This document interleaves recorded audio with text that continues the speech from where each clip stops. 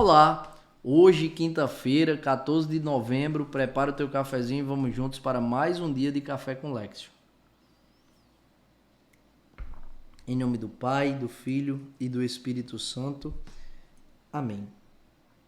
Que a graça de Deus me preserve da vida inclinada ao conforto, da língua desenfreada, da mente dispersa, da consciência sem exame, da oração indolente, do desleixo nos sacramentos e do amor por mim mesmo e pelas coisas no lugar de Deus.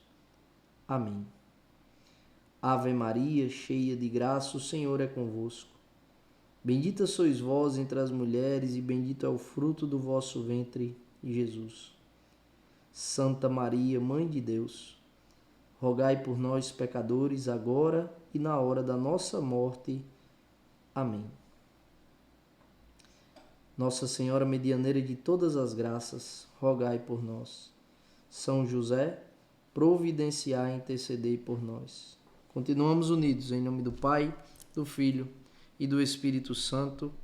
Amém. A primeira leitura de hoje, leitura da carta de São Paulo a Filemon, capítulo 1, versículos de 7 a 20. Nessa palavra, São Paulo está preso e ele está enviando um rapaz chamado Onésimo a Filemon. E ele fala: caríssimo, grande alegria e consolo tive por causa da tua caridade. Os corações dos santos foram reanimados por ti, irmão. Então ele começa elogiando, reconhecendo o apostolado, o trabalho que Filemon tem feito. E ele diz: por este motivo, se bem que eu tenha plena autoridade em Cristo para prescrever-te tua obrigação, prefiro fazer apenas um apelo à tua caridade. Aqui ele faz uma introdução de que ele vai fazer um pedido, de que ele podia, pela autoridade constituída a ele, determinar, mas ele quer pedir, ele quer apelar à caridade de Filemon. E ele diz assim: eu, Paulo, velho como estou e agora também prisioneiro de Cristo, faço-te um pedido em favor do meu filho que fiz nascer para Cristo na prisão. É o rapaz chamado Onésimo. E aqui, se você ler a palavra inteira, que ela é um pouco longa, você vai perceber que Onésimo, ele era alguém que era de Filemon. Não sei se escravo, se funcionário, mas alguém em que Filemon, de alguma maneira, teve algum dissabor. E aí ele vai dizer o seguinte: faço-te um pedido em favor do meu filho que fiz nascer, ou seja, o filho espiritual que São Paulo formou na prisão, que é o Onésimo. Aí aqui a primeira coisa que a palavra de Deus que salta aos nossos olhos, São Paulo não perde a oportunidade de evangelizar. Ele evangeliza oportuna e inoportunamente.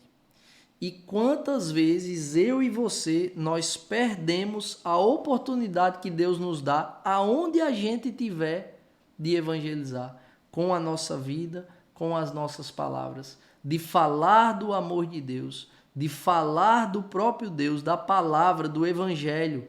A gente tem medo da rejeição, a gente tem vergonha, a gente não quer ser criticado, excluído, ridicularizado, e a gente muitas vezes se omite. E São Paulo hoje vem nos exortar com a própria vida, preso por causa do evangelho. Na prisão ele faz o quê? Ele fica se lamentando, ele fica lambendo as próprias feridas? Não, ele evangeliza. Ele transforma aquilo ali, a prisão que ele está por causa do evangelho, numa oportunidade de continuar evangelizando. E forma um filho espiritual que ele quer devolver para Filemon. Ele diz assim: eu o estou mandando de volta para ti. Ele é como se fosse o meu próprio coração. Caramba, quem é que vai dizer não para São Paulo? São Paulo está mandando o camarada e dizendo: ele é como se fosse o meu próprio coração.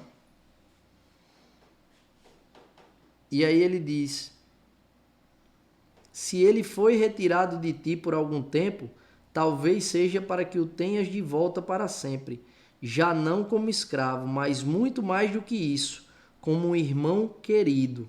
Então, de fato, Onésimo certamente era escravo de Filemon. E ele diz, já não como escravo, mas muito mais do que isso, como um irmão querido, muitíssimo querido para mim, tanto como pessoa humana, quanto como irmão no Senhor. Assim, se estais em comunhão de fé comigo, recebe-o como se fosse a mim mesmo. E aí no final São Paulo fala uma coisa que eu achei muito interessante, o tamanho da liberdade interior de São Paulo, que a gente muitas vezes não tem, e da verdade, da sinceridade do seu coração. Ele diz, sim, irmão, está falando para Filemon, deixa que eu te explore no Senhor, conforta em Cristo o meu coração, deixa que eu te explore no Senhor. Ou seja, São Paulo sabe que está pedindo um pouco mais de Filemon do que talvez ele pudesse dar. Ele está esticando a corda. E ele está dizendo, irmão, deixa que eu te explore no Senhor. Deixa que eu te apele à caridade e recebe Onésimo como se estivesse recebendo o meu próprio coração. Que coisa linda o gesto de São Paulo. Primeiro, com uma indicação dessa. Não, primeiro de ter evangelizado ele na prisão. Inoportunamente. Não perde a oportunidade e vem nos ensinar com isso. Às vezes a gente tem a oportunidade e se omite. E São Paulo não perde a oportunidade e prega o evangelho oportuna e inoportunamente. Depois de indicar ele a um discípulo dele, né? De indicar este evangelizado, este filho espiritual a um discípulo dele, que certamente tinha uma relação aí de subordinação, né? E faz com um amor imenso. E aí, o que é que essa palavra pode nos ensinar? Como é que a gente fala dos nossos irmãos? A gente elogia, a gente destaca, a gente eleva quem está do nosso lado, ou o nosso ciúme, a nossa inveja, o nosso egocentrismo faz com que a gente sempre queira colocar um mais. Aquele nosso irmão ali está se destacando no discipulado, no apostolado, no ambiente de trabalho, dentro da nossa casa, na nossa família, e a gente tal, mas a gente sempre tem um mais, tem um porém, que é para diminuir quem está do nosso lado, para veladamente a gente alimentar o nosso ego. Que a gente possa pedir ao Espírito Santo que faça cair por terra esse movimento desordenado do ciúme e da inveja e faça nascer e ser desenvolvida em nós essa grande graça de sermos generosos no falar de quem está ao nosso redor. Elogiar, estimar, trazer apreço, destacar, fazer com que o outro se sinta importante e parte desta evolução que ele pode viver. Que a gente seja degrau e não casca de banana. O evangelho de hoje está em Lucas, capítulo 17, versículos de 20 a 25. Naquele tempo, os fariseus perguntaram a Jesus sobre o momento em que chegaria o reino de Deus.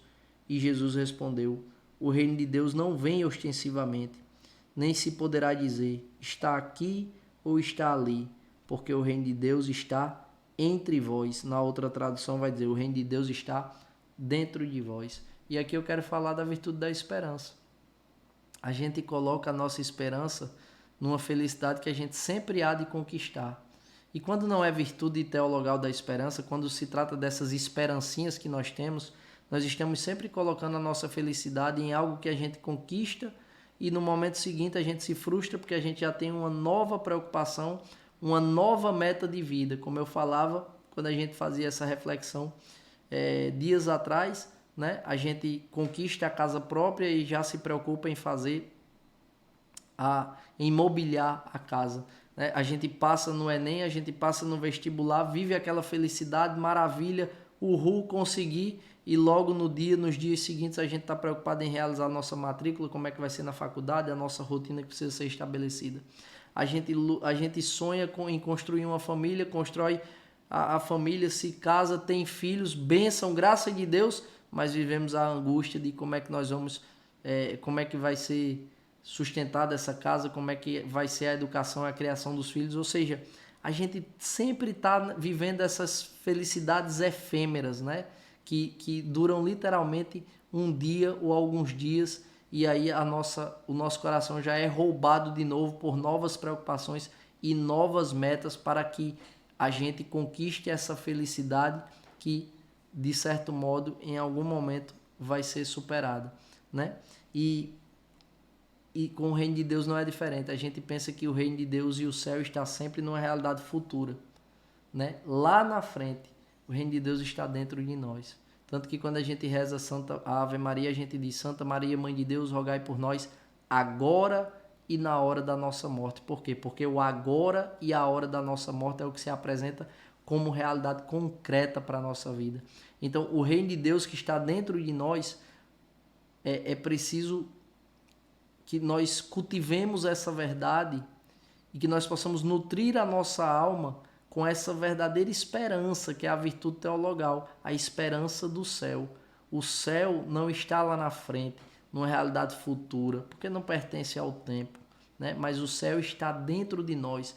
E quanto mais a gente alimenta a nossa vida interior, o cultivo dessa vida interior enxertada na pessoa de Jesus Cristo, nessa relação de intimidade, a gente antecipa o céu, que, como diz Jesus, não está ali, não está aqui, mas está entre vós, está dentro de nós. Quanto mais nós fizermos esse movimento da alma, de olhar para dentro, de fortalecer e desenvolver as virtudes que nos aproximam, nos integram a participar da vida divina, mais nós descobriremos o reino de Deus que está dentro de nós. O céu, portanto, não é uma realidade do passado. O céu, portanto, não é uma realidade do futuro. A nossa felicidade não está num dia que ainda não chegou. Não está nas coisas que a gente ainda não conquistou. A nossa felicidade é a esperança do céu. O céu que também não está numa realidade futura, mas que pode ser antecipado para cada um de nós se a gente vive a nossa vida com fé, com caridade e com esperança. Que Deus nos abençoe e nos aprove a cada passo. Se vivo, vivo pela misericórdia do Senhor.